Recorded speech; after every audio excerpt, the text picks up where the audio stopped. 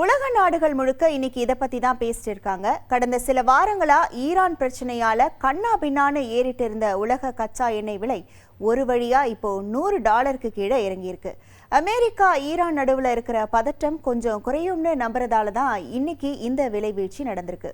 உலக மார்க்கெட்ல விலை இந்த அளவுக்கு குறைஞ்சும் நம்ம ஊர்ல மட்டும் பெட்ரோல் டீசல் விலை இன்னும் ஏறிட்டே தான் இருக்கு.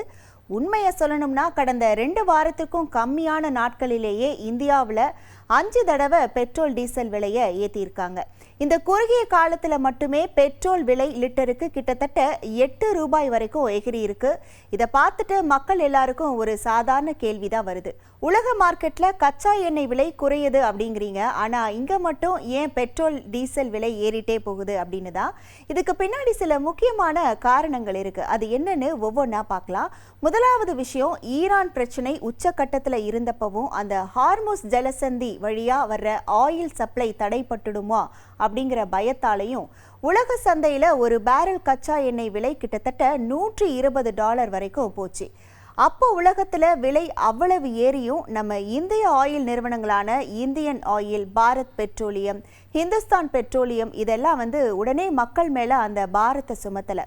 அதிக காசு கொடுத்து ஆயிலை இறக்குமதி செஞ்சாலும் நமக்கு ஓரளவுக்கு கம்மி விலையில் தான் வித்துட்டு இருந்தாங்க.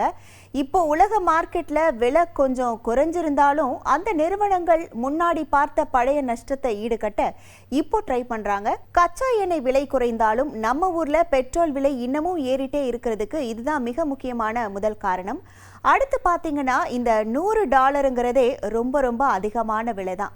இப்போ $120 இருந்து குறைஞ்சதால நமக்கு இது கம்மியா தெரியுதே தவிர இந்தியா மாதிரி வெளிநாட்டை நம்பி இருக்கிற நாட்டுக்கு இது பெரிய பாரம். ஏன்னா இந்தியாவுக்கு தேவையான கச்சா எண்ணெயில கிட்டத்தட்ட 85%லிருந்து 90% வரை நாம வெளிநாடுகளில் இருந்து தான் காசு கொடுத்து இறக்குமதி பண்றோம். அப்படி இருக்கும்போது உலக மார்க்கெட்ல விலை சும்மா லைட்டா ஏறினா கூட நம்ம நாட்டோட பட்ஜெட்டும் பெட்ரோல் விலையும் தாறுமாறா எகிரிடும். சுருக்கமாக சொல்லணும்னா விலை அந்த $120 உச்சக்கட்டத்தில் இருந்து கொஞ்சம் குறைஞ்சிருக்கே தவிர நார்மலான விலையை விட இன்னமும் ரொம்ப அதிகமாக தான் இருக்கு. அடுத்ததா நம்ம பங்க்ல போய் வாங்குற பெட்ரோல் டீசல் விலையில 3/4 பங்கு கவர்மெண்ட் போடுற வரிகள் தான்.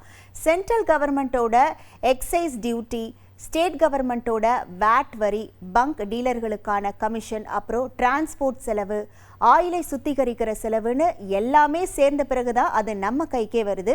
இதனால தான் உலக சந்தையில் கச்சா எண்ணெய் விலை ராக்கெட் வேகத்தில் ஏறினாலும் இல்லை டக்குன்னு கீழே இறங்கினாலும் நம்ம ஊர் பெட்ரோல் பங்க்ல விலை அதே வேகத்தில் ஏறுறது இல்லை, இறங்குறதும் இல்லை. ஸோ பாட்டம் லைன் என்னன்னா, இந்த பெட்ரோல் விலை நிலவரம் நம்ம இந்திய பொருளாதாரத்தோட ஒரு கசப்பான உண்மையை நமக்கு புரிய வைக்குது.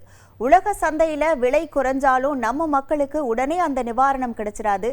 ஏன்னா நம்ம ஊர் பெட்ரோல் விலை கச்சா எண்ணெயை மட்டுமே நம்பி இல்லை. இப்போதைக்கு ஓரளவுக்கு அதிகமான கச்சா எண்ணெய் விலை, இந்திய ரூபாயோட மதிப்பு வீழ்ச்சி, ஆயில் நிறுவனங்களோட பழைய நஷ்டம், அப்புறம் உலக அரசியல் குழப்பம்னு எல்லாமே ஒன்னா சேர்ந்துதான் உலகத்துல விலை குறைந்தாலும் நம்ம ஊர்ல பெட்ரோல் விலையை இன்னும் உச்சத்திலேயே வச்சிருக்கு. இனி செல்லும் இடமெல்லாம் செய்தி.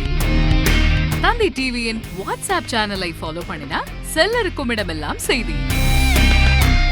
இதோ QR கோட் இப்பவே ஸ்கேன் பண்ணுங்க, ஃபாலோ பண்ணுங்க.